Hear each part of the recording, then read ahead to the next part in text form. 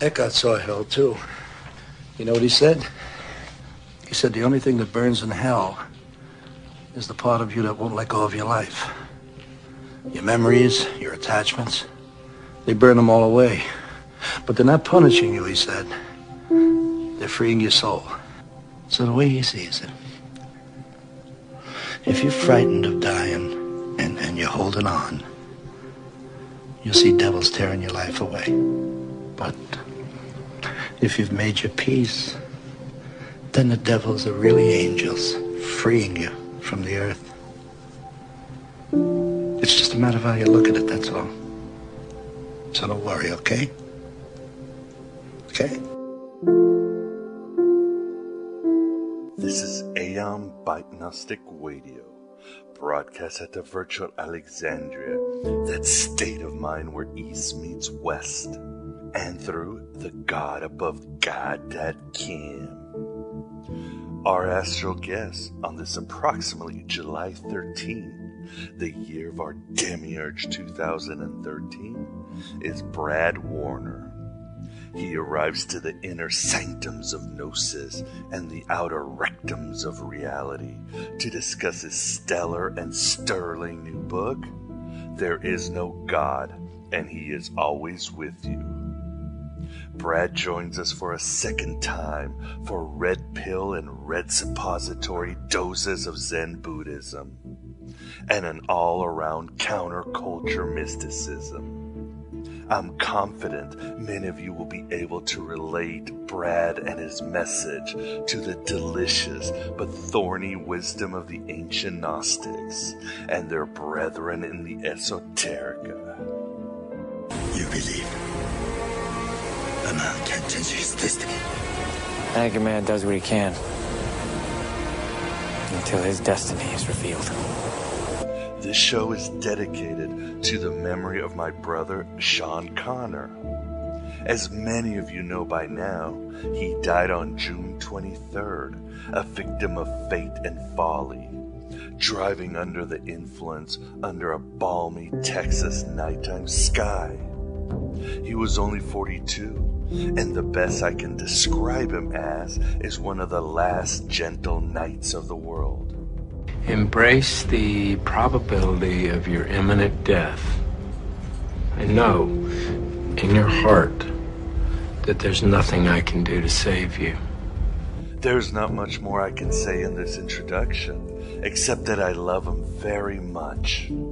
I won't recite No Man's an Island, or Death Be Not Proud, or Death Shall Have No Dominion. But meditate on these if you would.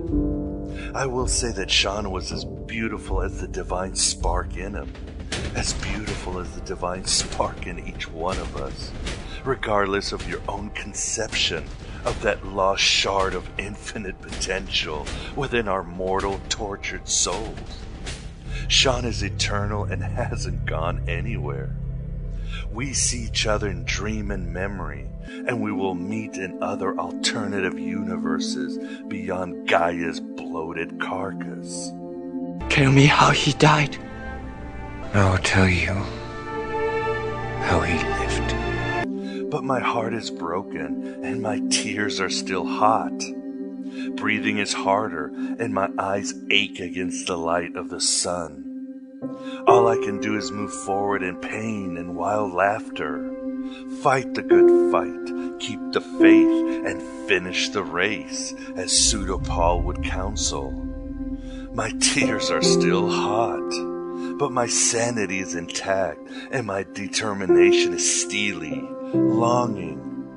After all, I know the Archons often play hard beyond sending us to noetic sleep by using the ignorance by 1,000 cuts tactic. They play hard when perhaps we sense the pleroma all around us, or because they simply need to remind us that the universe is a bully's cosmic wet dream, crafted by carnivorous Nephilim, fallen angels who spread their hells of insecurity over the innocent of heart. Smite me, almighty smiter! Is that the best you can do? You're gonna have to kill me! Furthermore, the archons break our hearts and let the shards fall into the muck of mere being, and also often use those same shards to lacerate our third eyes until we no longer can see that their steel boots of complacency are over our heads. Here in the desert of the real, the limbo of the lost. What kind of sick supreme mind invented death, or even the illusion of death? I thought it wasn't real. Your mind makes it real. If you're killed in the Matrix, you die here? The body cannot live without the mind. I will honor your memory and vision, Sean, by never forgetting where we came from and that we can all see to better dimensions, so full of light and laughter and eternal brotherhood. I will honor you. Ultimately, we're all dead men. But we can decide how we meet that end in order that we are remembered as men. I am Abraxas, that terrible god above God as the ancients knew him. That sanity-destroying manifestation of the pleroma, as Carl Jung contended. Or as I contend, that spiritual hard-on inducing manifestation of your average Hans Zimmer score. You created me. I didn't create some loser alter ego to make myself feel better. I have come not to take any prisoners, but liberate them. I am not here to make a better world, but show you better inner worlds, without death and without loneliness. And you will help me too, as we continue together on this dark odyssey through the gnashing rocks of orthodoxy, all the way to the farthest shores of imagination. Yes, these are bruises from fighting. Yes, I'm comfortable with that. I am enlightened. I have never been about causes, but only to cause an inner transformation that will lead you to a personal and ultimate freedom. I think my mission and your mission and Aeon Byte's mission is summed up well by the Sufid poet Arabia. She wrote, I carry a torch in one hand and a bucket of water in the other. With these things, I am going to set fire to heaven and put out the flames of hell so that voyagers to God can rip the veils and see their real goal. Isn't it interesting that religious behavior is so close to being crazy we can't tell them apart? Again, we are joined for a second time by Brad Warner, discussing his book, There Is No God and He Is Always With You. I found his latest work on Zen Buddhism very compelling and agree with the book's summary. Here it goes. Brad Warner takes a more respectful, even reverential tone to a perennial question. Does God exist? As a practicing Zen Buddhist, his way of considering this question is entangled in oft-misunderstood concepts such as enlightenment. Warner never shies away from such complications. Instead, they become grounds where the Western understanding of God and the Buddhist approach to reality and experience meet. Do you have any tattoos, Brad? For Warner, his practice is a way to approach and understand God without dealing with religion. His God is one to be experienced, felt, and intuited. Something that lies beneath the surface of reality that is already naturally understood. If only one could learn to listen to silence, to listen to nothing, and to learn from nothing. In accompanying the punk Zen priest on such a singular journey through his understanding of God, the reader is asked to partake in meditation with Warner, not on the Hebrew, Christian, Islamic, or any other traditional God, but rather one that can be found in daily experience when conceptual thinking has been silenced. You're messing with my Zen thing, man. A great book, and certainly a great interview, as you will see, my beloved truth seekers. For more information on Brad, please visit hardcorezen.info. That is hardcorezen.info. This isn't the Junior Chamber of Commerce, Brad. They're probably foreigners with ways different than our own. They may do some more folk dancing. Please support Aeon Byte Gnostic Radio, especially our Aeon Byte 2.0 initiative, which you can find at Indiegogo.cam. That is INDIEGOGO.cam. Or just check out the link at our page. For obvious reasons, I haven't been able to bang the drum on this fundraiser to bring Aeon Byte Gnostic Radio into a new era of video and topic expansion. Not to mention the follow-up to Voices of Gnosticism. We started out strong weeks ago, but it has fizzled. We are only at about 20% of our goal in this my first and last fundraiser, and only a couple of weeks remain.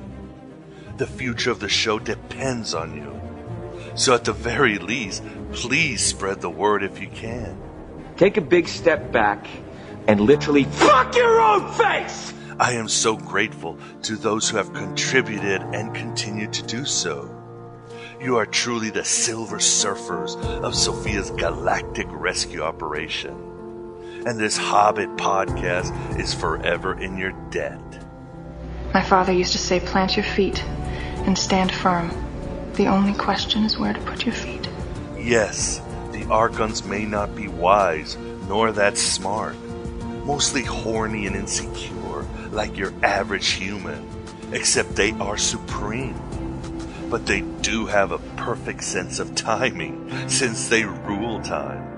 And they nailed Aeon Byte good this time. But so it is, and so it goes.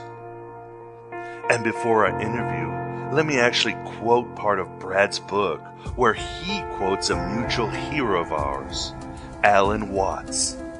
Brad is trying to explain how he approaches explaining Zen Buddhism. But the quote by Watts also summates the ethos of Aeon Byte Gnostic Radio perfectly. As perfect as a virgin's queef. It doesn't make any sense. Any fucking sense. Here it is. I am not a Zen Buddhist. I am not advocating Zen Buddhism. I'm not trying to convert anyone to it. I have nothing to sell. I'm an entertainer. That is to say, in the same sense that when you go to a concert and you listen to someone play Mozart, he has nothing to sell except the sound of music. He doesn't want to convert you to anything. He doesn't want you to join an organization in favor of Mozart's music as opposed to, say, Beethoven's. And I approach you in the same spirit as a musician with his piano or violinist with his violin. I just want you to enjoy a point of view which I enjoy. He destroyed his own beloved rather than let a mediocrity share in the smallest part of his glory. He killed Mozart and kept me alive to torture. All right, Sean. Let us continue writing our own gospel and living our own myth. Hello and goodbye as always. Our lives are not our own. From womb to tomb, we are bound to others. Past and present. And by each crime and every kindness, we birth our future. This is the Aeon Byte interview, and with us we definitely have the pleasure of being joined by Brad Warner to discuss his new book, There Is No God and He Is Always With You. How are you doing today, Brad? I'm doing good. Well, thank you very much for coming on again. So why don't we start more or less with the beginning of your journey. You began your journey in understanding God at a very young age. Could you tell us a bit about this journey and how it led you to Zen Buddhism? I didn't grow up in a religious family. I grew up in rural Ohio near Akron, but Akron isn't even that big of a city, and I wasn't even in that city. And I didn't have any sort of a religious upbringing. So but when I was a kid, we moved to Nairobi, Kenya. My dad worked for Firestone, and they sent him out to work in the plant there. And it was an eye-opening experience because at first, religion equaled Christianity equaled not something I was terribly interested in. You just, as a kid, it doesn't matter. And then all of a sudden, I was in this area where there were a lot of people believing in a lot of religions which I had never heard of, like Hinduism or Islam, and also the form of Christianity that Kenya is a largely Christian country, but the form of Christianity they have over there is different from what we have here. It's very Africanized Christianity. So that got me really fascinated, and that fascination kept up when we went back to Ohio. But there was nothing. The churches I went to in the town where I grew up were not the best examples of Christian churches in the world. And so their view of God was kind of, sorry to say this, but even at 12 years old, I thought it was kind of silly. But I felt that there was something to this. There had to be something to this because so many people believed it, and it was a fascinating thing.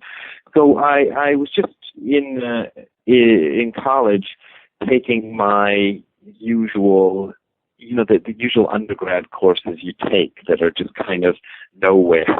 I hadn't settled on a major, so I wasn't even sure what. So I was just taking classes that were applicable to anything. And I found this course called Zen Buddhism, so I just signed up for it as if whatever Zen Buddhism. That might be good for a laugh. It turned out to completely change my life because it seemed to offer a rational way to approach this idea of God without believing things that were written in a book or doing the kind of things that people expected you to do. With God, it allowed you. It had a practice to it that would allow you to find your own way to this, whatever it was, even if it turned out that your conclusion was that there was nothing to this God business at all. Zen Buddhism doesn't impose anything upon you as far as what you want to believe. So I did this practice, and after a while, I felt that I'd come in contact with something that could only be called God, which sounds like a crazy thing to say. So I'm a little bit reluctant to put it that way, which is why it took me 5 books to finally out myself as a believer. And even before the book came out, as you write in your book, you had already caused a stir by simply using the word God and Buddhism in the same sentence, right? Yeah, that was kind of an issue.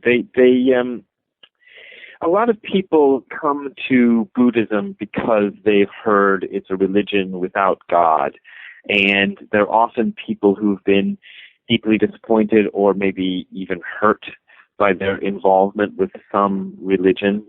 But they have a feeling of wanting to get in contact with something, or to meditate or to do whatever it is they want to do. But they don't want to hear about God. They don't want that word to be used because it's a dirty word to them. Dirty in the sense of being tainted, by expectations or whatever they had gone through, whatever trauma they went through associated with God. I was lucky to have escaped that, so it doesn't have quite the same weight. But I feel like what we're dealing with in Buddhist practice isn't. It's very trendy to call it atheism these days, and I started to see that trend become more and more. And I thought, it's not really atheism. It may be non-theism. It may avoid a lot of what the sort of theistic traps, but it's not atheism. It doesn't deny. Atheism is to me the denial of God, and it isn't like that. And as you mentioned in your book, what maybe surprises people is that people in the West have an exotic view of Buddhism in the East. But isn't it true that the gods in the East can be just as bad as the God of the Old Testament in a bad mood? Oh, sure. There's a lot of stuff. Buddhism is an interesting thing, and if if you're an American or probably a European Buddhist, you're exposed to one sort of Buddhism, and you're often told by teachers who are well-meaning people and not necessarily lying to you that Buddhism is one thing, and we get this kind of westernized Buddhism. But if you travel around a little bit, you find that there's a lot of things that go under the heading of Buddhism that fly directly in the face of that. There's a lot of Buddhists, people who consider themselves Buddhists, who believe in Buddha as a kind of vengeful God who will, if petitioned, go out and destroy their enemies, for example. That definitely exists. So we have to be, we're kind of creating a new definition of Buddhism here in the West, which is not, which I think, and maybe I'm an arrogant American saying this, but I think it's closer to the original intention of Buddhism. I think we're kind of lucky in that we're introduced to Buddhism via these days pretty reliable translations of its original text. So we can go back to the beginning. Whereas if you grow up in, say Thailand or somewhere, the Buddhism you're going to get exposed to isn't that. It's something that's been transformed over 2,500 years into something that's not quite what it originally was. So you get this sort of, although it seems more ancient, it's actually a much more modernized form of Buddhism than what we're getting. That's my humble opinion, as the kids say on the internet. But isn't it true that the word Buddhism is actually a Western construct? Oh yeah, the word Buddhism is definitely. I can't. It's in the book, but I can't pull it off the top of my head. But you can actually trace the word Buddhism to a single source, and I believe it was a British author in the 19th century, or it might even go back to, I don't think it goes back any earlier than the 18th century, but it was the British went into India and took it over, and as they did so, they started learning the languages that were spoken there, and the word Buddhism didn't exist until the British started saying, well, what is this religion that we're seeing these people do? And at first, when they first encountered it, the different forms of Buddhism that they encountered even in different parts of India and certainly in China and Japan and Korea, they were so different from each other that at first researchers into the subject didn't know they were looking at a religion that stemmed from a single source. Once they figured that out, then they said, okay, this is Buddhism. And we can classify it in among the other isms we have, or the other religions we have. We have Christianity, we have Islam, we have Hinduism. Let's add one more, Buddhism. But it's something because Buddhism was so widely varied in these other countries that it was a kind of a stretch to draw it in all under one net, and we're kind of dealing with that now, of going, oh, that's kind of interesting. And all these things called Buddhism, but they're not really the same. And another misconception we might want to address before we go on is that of a Zen monk, which you are. Right. But isn't a monk in the Eastern tradition much different than the one of a Western monk? Well, yeah. I mean, the word monk comes from the Catholic tradition, so it's an ill fit when you put it on Buddhism. Both the Catholic tradition and the Buddhist tradition are kind of unique in that they both have this category of monk to them. And as far as I know, that really doesn't exist in Judaism or Hinduism or Islam or any of the other religions. So for that reason, people saw similarities in the role of what the Catholics called a monk and what the Buddhists were doing. So they said, okay, well, they're monks too. They're just Buddhist monks. They're Christian monks. It gets especially tricky when you're talking about the Zen tradition as derived from Japan, which is arguably the strongest of the Zen traditions, although there are several different Zen traditions that exist in the West. But the Japanese one, for example, as a big thing that makes it different, abandoned the rule of celibacy for monks in sometime in the 19th century.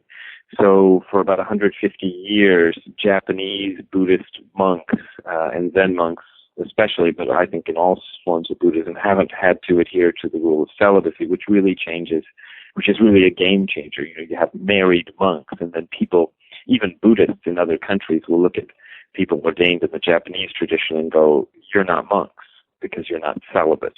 I've had that accusation lobbed at me, but it's not that I dismiss that accusation. I just say, well, okay, it's a different sort of monk, but I don't know what else to call it. The Japanese word is bozu, but if I start saying I'm a bozu, people will go, "What? You're a bozo?" So. And I love the part of your book where in Ireland you either have to be a Protestant Buddhist or a Catholic Buddhist. That was great. That's an interesting thing. Yeah, I met some Buddhists in Northern Ireland, in Belfast, who told me that story.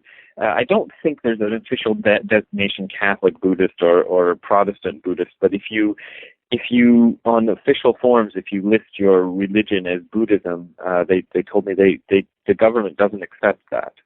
You have to be either Catholic or Protestant. And the reason is because the problems, the so-called troubles, is what they call them up there, between Catholics and Protestants have gotten to the level that they have something like affirmative action. I may be, if there's Irish people listening in the Northern Irish people listening in the audience, I may be getting some of the details wrong. But my understanding is it's something like what we have in the United States, affirmative action, where you have kind of quotas. You can't hire too many Protestants. You have to hire enough Catholics to balance out the Protestants to give everybody.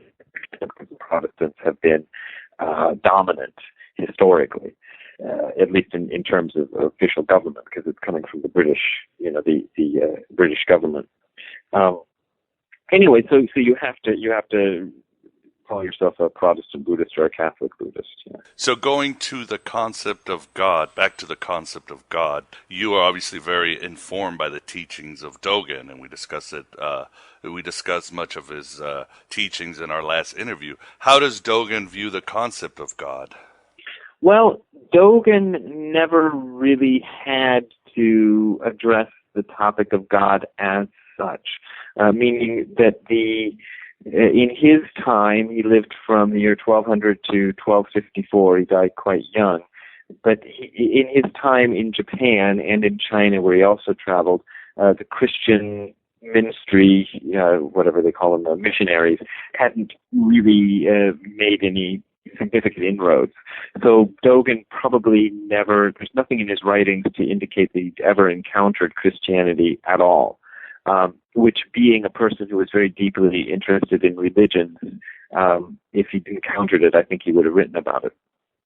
So the concept of the creator God was unknown to him, but he does talk a lot in his writings about something that he calls, in one famous chapter, Inmo, which is just a Chinese word meaning it. And it is deliberately left undefined. But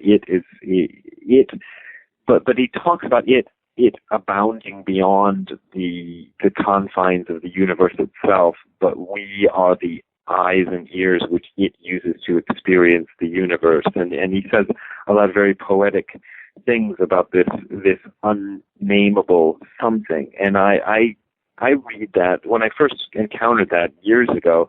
I remember thinking, well, he's talking about God there. He doesn't have the word God to use, and who knows if he would have used it if it had been available to him, but he didn't have it. But I think what a lot of Western people are talking about when they say God is something like that. It's kind of a shame that the word God has been sort of hijacked and kidnapped by people who want it to mean a big daddy up in the sky who rewards us or punishes us. Because I think a lot of religious people don't really see it that way. It's just the ones who talk the loudest see it that way. What I'm getting, and it seems to be the thrust of your book, is God is an experience we go through in our many incarnations throughout history, throughout existence. Well, yeah, God, I guess you could say God is an experience. God is a lot of things. You can't limit God, but I think when you say there is no God, that indicates something like, well, there is a God, but he doesn't exist, or something like that, or there is a God, but it's just imaginary, you know. But there is a ground to all of this. This is something that if you work at a meditation practice long enough, you'll start to understand for yourself in a very deep and unmistakable way that there's something behind all of this. It's not that we are living creatures inhabiting a dead universe, which is, I think, what a lot of materialistic philosophy seems to imply. I mean, I don't think most people who deal in sort of strict materialism will put it quite that way. But if you look at what they're saying, it sounds like, okay, we're alive, and dogs and cats are alive, and cows are alive, and maybe amoebas are alive. We're not sure, but once we get past that level, the other stuff, which is most of the universe, isn't alive. You know, planets aren't alive, dust is not alive, you know, the sky is not alive, and so forth, weather. But Buddhism kind of sees things differently, and I think if you do a meditation practice, you start to see it differently for yourself, which is that life is intrinsic to the fabric of the universe, to put it very, you know, in very bold terms. But it's not something that's separable from the universe itself. And I think this is what, when physicists start looking into things that get very spooky, the way our observation of an experiment seems to affect the experiment in ways that a purely materialistic view doesn't account for. There shouldn't change the position of an elementary particle should not change depending on whether somebody's looking at it or not, but it does. So that seems to indicate to me that life itself is intrinsic, is part of the fabric of the universe. That observation being an outcome of life is actually part of what's going on. It's not just an incidental thing that happens to higher, you know, forms of life that doesn't happen in and of itself. Anyway, so that's my long-winded way of saying I think that's what when I'm talking about God, I'm talking about something like that. And what do you tell people who might say, well, you're being a pantheist? Yeah, I did not know the word pantheism until my teacher was a guy named Gudo Nishijima. He used to say God is the universe and the universe is God, and I liked that little phrase. So I used it, and I found that when I used it, people would go, oh, that's pantheism. And so I'm like, oh, I don't know, pantheism, because I'm not well read on philosophy jargon. So I looked it up. It's the idea that everything is God, and that's of course part of it. But I feel like what Buddhism is getting at is a little different. It's not that we're sitting here looking at everything and going, oh, that's God, or saying, oh, look how beautiful the sky is. That's God. I mean, we are saying that, but it's I think it's much more of a direct thing. It's not an intellectual proposition that we're then going to defend. You know, one of the things that comes up in the book is that Dogen, and not to put myself in Dogen's league, but also me and also a lot of Buddhists are often trying to express our experience, and it sounds, because we're forced to use the language of philosophy and religion, it might sound like we're proposing something, like saying, okay, well, maybe it's like this, the way a philosopher would, but we're not. We're saying, okay, I've sat, you know, a week of staring at a wall, which you think is just nothing, and during that week, some stuff happened, and here it is.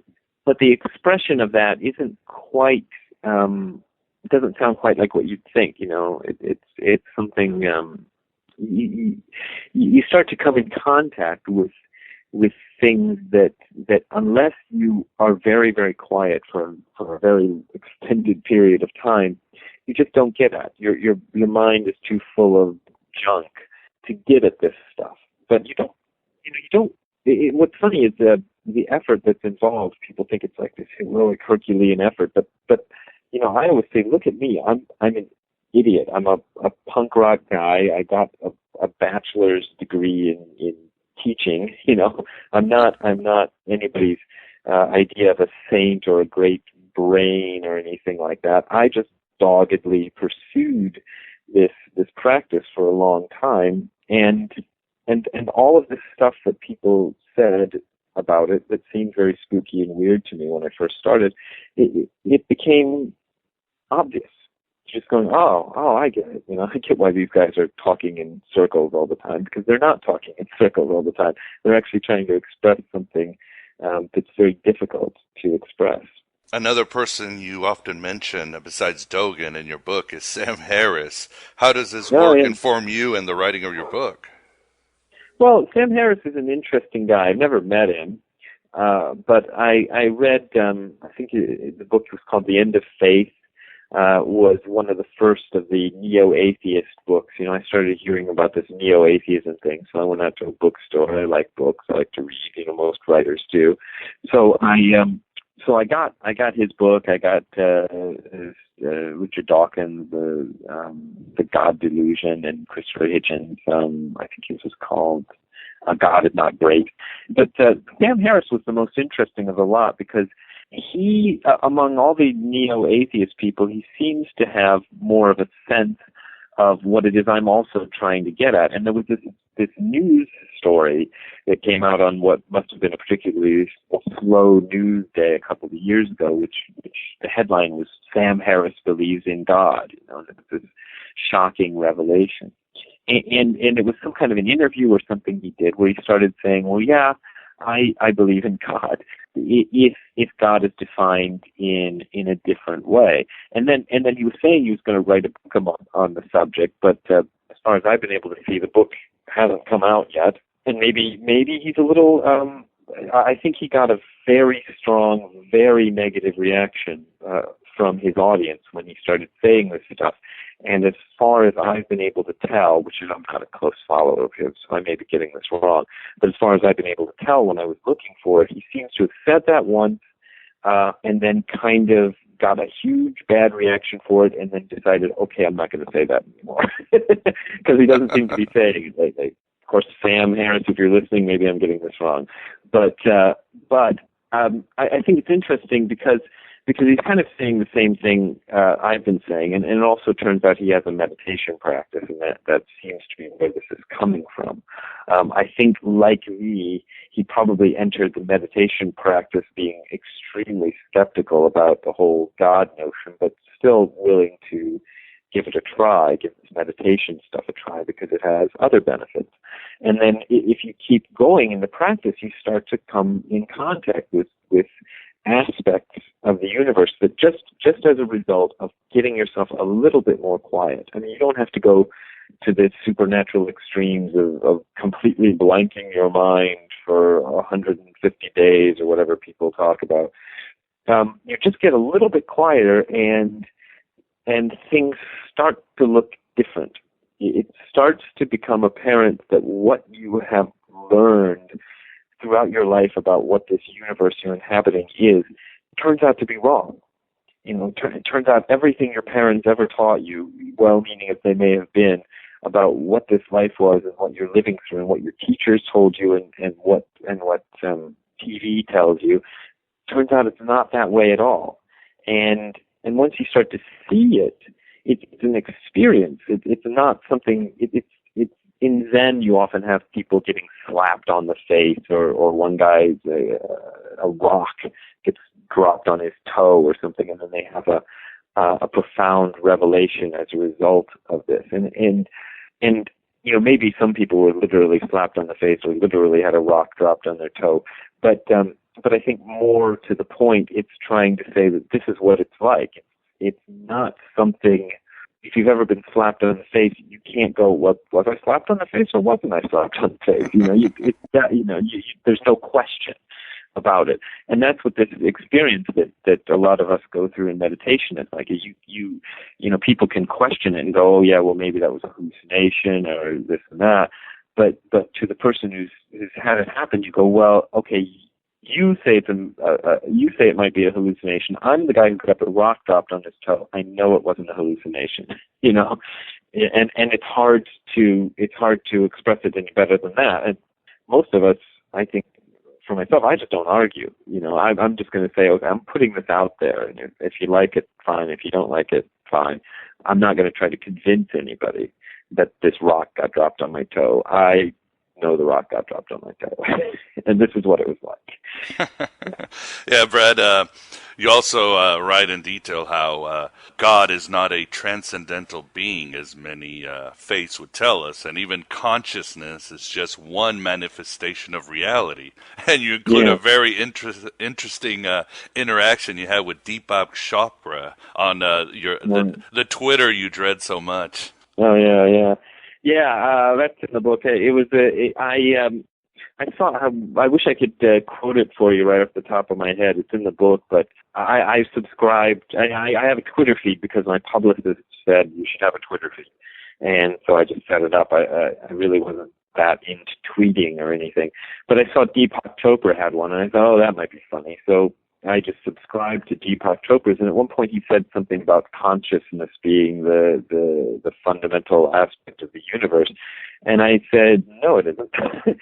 and what was funny is that Deepak Chopra himself got back to me, which I always assumed that he was one of those guys who just gives his Twitter feed to some underling and just has them deal with it. But this seemed to be coming from Mr. Chopra himself.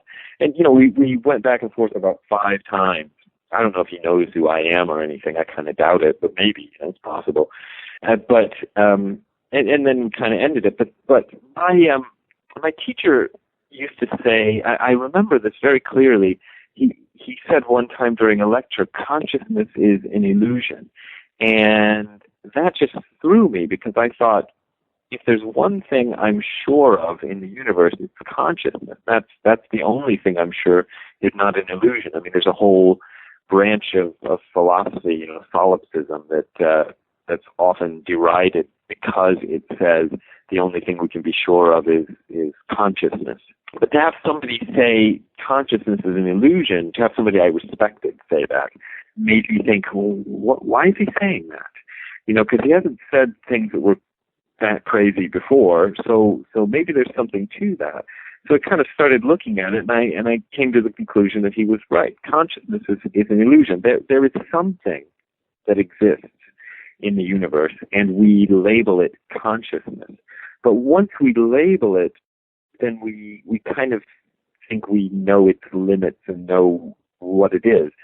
But if we really start looking at that thing that we've called consciousness clearly, we start to see that, oh, that's not what I thought it was. To the extent that it's so much not what we thought it was that we have to say it's an illusion. It's just a trick we've done with our brains. So the idea that God is like the ultimate consciousness is also a mistake because consciousness is just one aspect of it. In Buddhism we have the 5 skandhas, which are form, feeling, perceptions, impulses, and consciousness. So you have 5 things that a person is made up of, and consciousness is just one of the 5. It's not the ultimate one. But what Deepak Chopra was saying, his tweet was that it was the ultimate one. So you take away everything, and consciousness is what's left. But that's not been my experience. That the consciousness can't be removed from that set and placed on its own, the way I think a lot of religions sort of posit it. And Brad, do you ever get the charge that Zen Buddhism is at its core, and they say the same thing about Gnosticism, nihilistic, it's a complete destruction of everything? Yeah, I mean, when Buddhism first was, when Zen particularly, you know, you had what I talked about earlier, you had the British looking into Buddhism in India and stuff. And when people started getting into the Japanese Buddhist texts and translating them, they came up with this mu, this word mu, which means nothingness or emptiness, and it keeps getting repeated over and over in the Zen context. So at first, people were trying to relate that to things in Western philosophy, and the only thing we have to relate that to is nihilism. This idea that nothing matters and nothing is important, and it's all just bleak and hopeless or whatever. But that's not it. The mood that's referred to in the Japanese and Chinese Zen context is what you drop all your preconceived ideas to such an extent that it's nothing. So you come into a situation completely open to it. There's a sekishin is used in Japanese, which means red mind, but it's red as in uncooked meat, so it's raw and it's very open to anything. And so you come to this situation with red mind, with this raw mind, and that's kind of emptiness. You don't have anything to you don't have any of those familiar touchstones, but yet you're still experiencing the world. And you have to say, okay, this world is not like my concepts. My concepts of the world help me to navigate my way through the world, but they are ultimately nothing. Like the old, was it Magritte who did the painting, "This is not a pipe." A pipe is not a pipe. A pipe is just a word. We call it apple is just a word. We call this thing, but it is what it is beyond what we call it. And so is every experience and everything that we have. We just use words to communicate to each other, but they aren't things themselves. And that's important because we lose that. We know that, but we lose sight of it very quickly. And at the same time, and I'm going to use the word believe because that's the word I have, but you don't believe in reincarnation, but at the same time you do believe in karma. Well, reincarnation, I think, is a simplistic notion. And it's there's a lot of, if you get into, I started to write about reincarnation at one point, and then the thing that I was writing, which I was hoping would be just like a chapter for a book, bloomed into this giant thing. It's very difficult to talk about because the simplistic notion of reincarnation that most Americans are familiar with is like you die and then you are reincarnated as a cat or whatever, depending on what you did in your past lives. In Buddhism, we say there's nothing to be reincarnated. So the idea of reincarnation doesn't make sense, and I don't really buy it. Although if hard pressed, I would say, I don't think. You get into a question of life after death and stuff, and I tried to address that in the book, and I hope that I've made some headway in trying to explain this a little bit better than it has been explained before. It's not that you die and then you're just gone and it's all black nothing.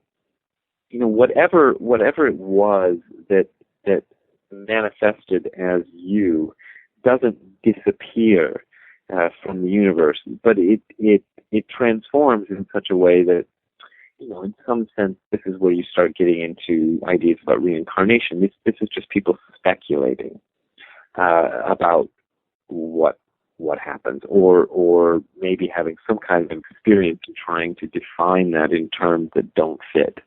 And so, if asked, do I believe in reincarnation or not, I usually say no, I don't. And if people say, do you believe in life after death or not, I usually say, no, I don't believe in life after death. But saying that doesn't mean, when I say it, doesn't quite mean the same thing as I think people are hearing when I say that. So I'm trying to find new words to express. It's quite difficult because Buddha would say the question doesn't fit the case. People say, is there life after death? He'd say the question doesn't fit the case. You are conceiving of things the wrong way. you're thinking there could be life after death, and so is there or is there not?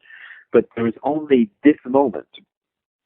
So death is for those of us speaking now, me and the people living and the living people in the audience, death is something else. It's not here, and so what you're experiencing here is what's real.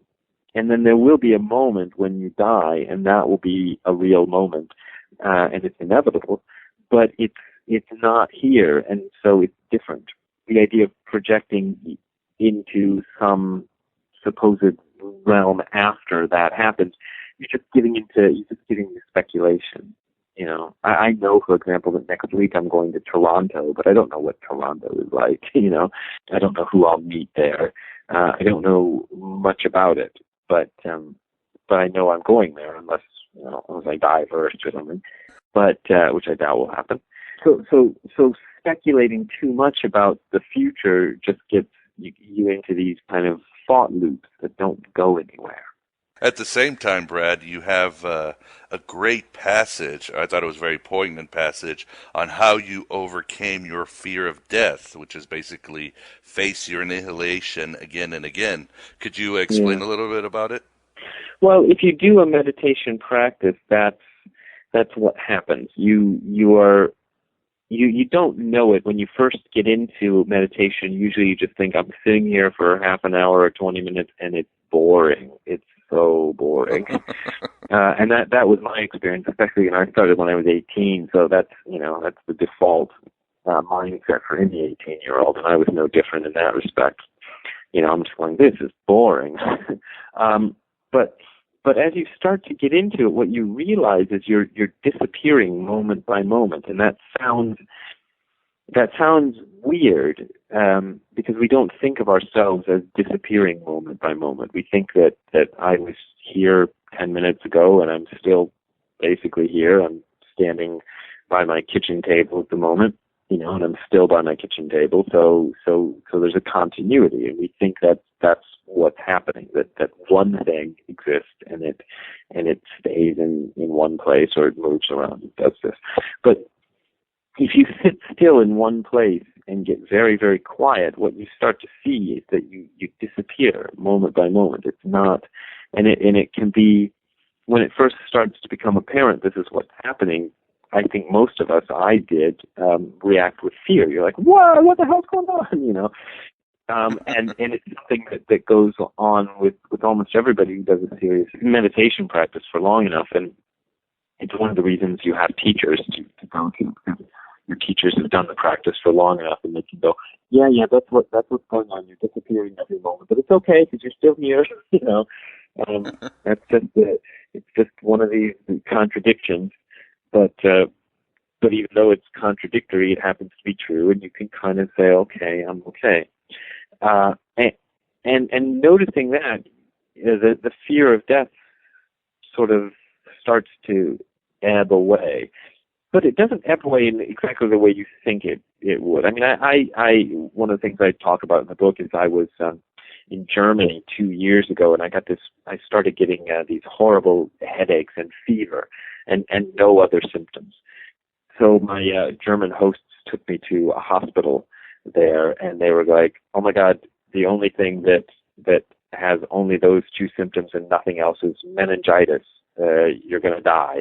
I mean, they didn't really say it like that, but they got very panicky for my condition, and I could see these doctors all of a sudden doing a few tests and then going, you got to stay here. One of these things where you're suddenly going, I just thought I had a headache, and now suddenly you're telling me this is like serious business. Well, it turned out I didn't have meningitis. They did some more tests, but there was a couple hours there when I was going, I've got something that might kill me. People die from this stuff, and so I wasn't. It wasn't just simply going, I will face death with equanimity. Give me some medicine, to fix it, because I'm a sensible person. So we have that. We have that natural instinct to live. But what's gone from me is this idea that I could just disappear and that would be it. And that's I think that's what frightens people about death. They're like, oh, I won't have any. Everybody else will be still having fun, and I won't be having any fun at all because I'm just blank, nothing. And I started to see that wasn't really possible in the sense that, which doesn't mean I'm going to go on forever, but it means that this is happening all the time. I disappear into nothing all the time. Every day, 10 bazillion times a day, I disappear into nothing and am gone.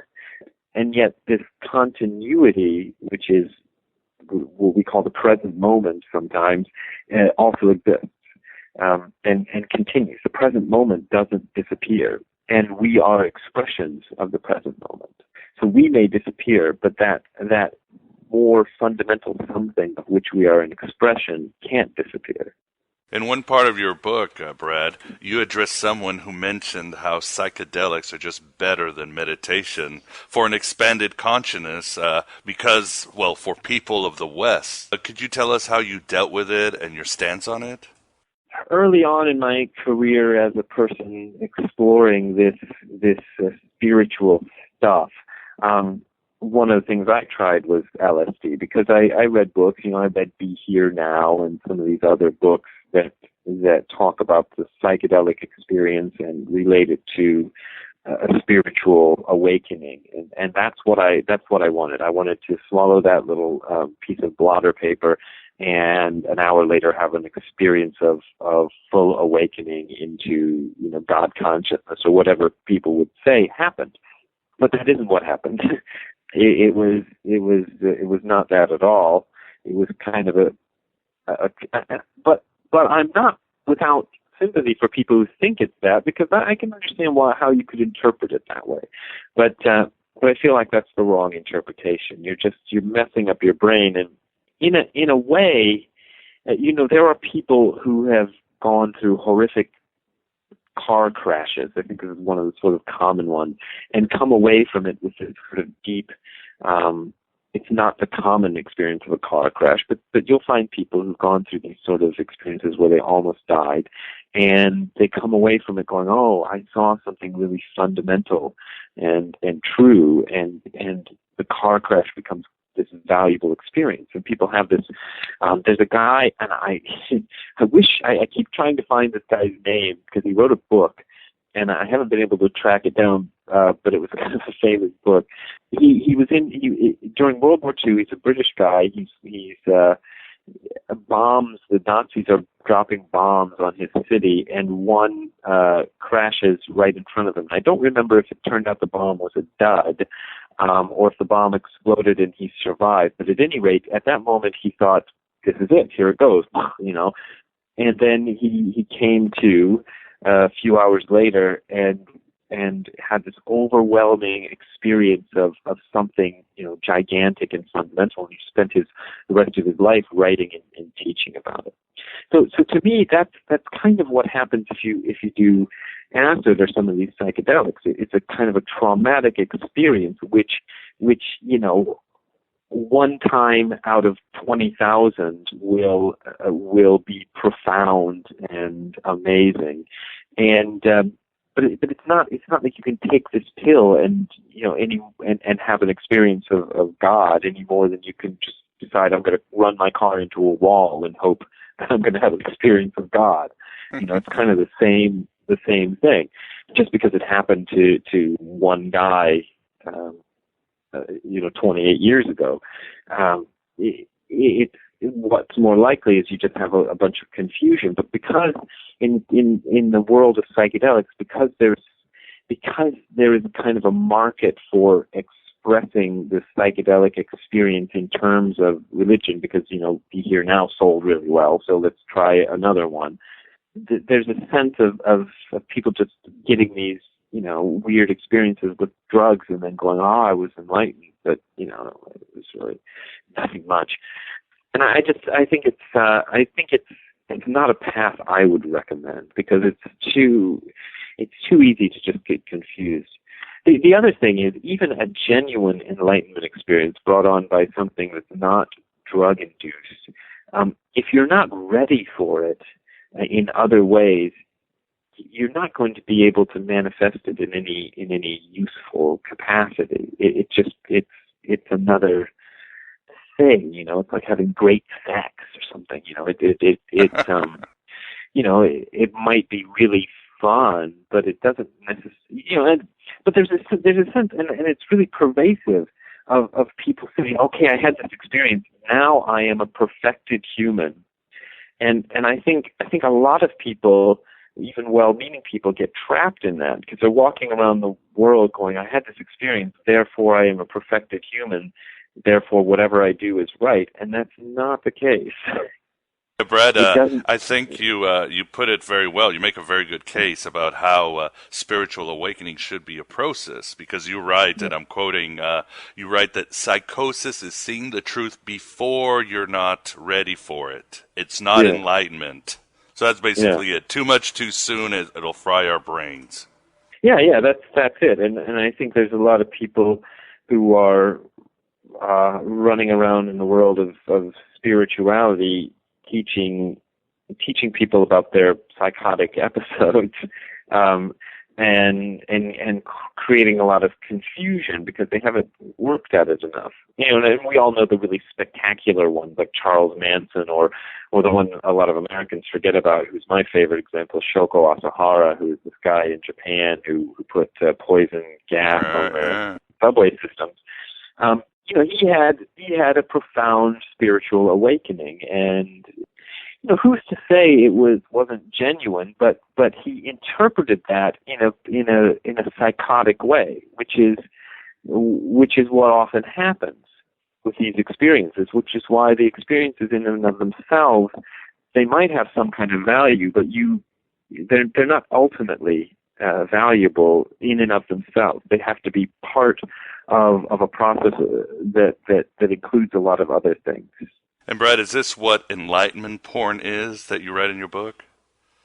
Oh yeah. Enlightenment porn is just when somebody's had an experience like that, and then they write about it or speak about it, and people get very excited to hear it. And you know, it strikes me as being almost exactly the same as the way people deal with pornography. It's like somebody else's experience that looks from the outside like it was a lot of fun, and then you sit there and enjoy it as a spectator, and maybe imagine yourself in that position or whatever. But it's not.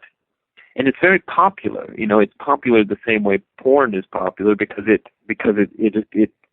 deals with the same thing. You know, it's popular the way, you know, that old TV show Lifestyles of the Rich and Famous was popular. You know, you go and get to look at video of Tom Cruise's $4 billion home in the Hollywood Hills and go, oh wow, you know. But you know, it's the same thing when people tell their great enlightenment experience. You can get a lot of followers going, oh, I want a piece of that, you know, I want some of what you got.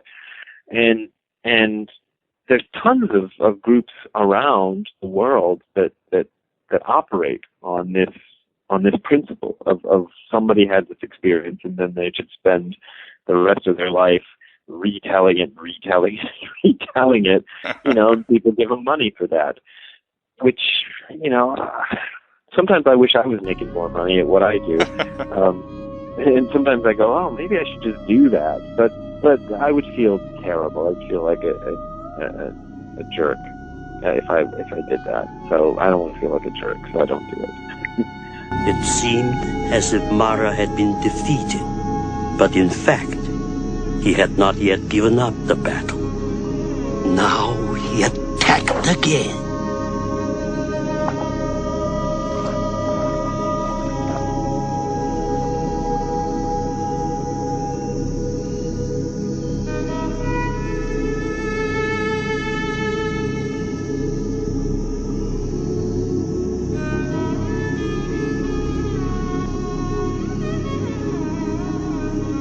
You who go where no one else will dare.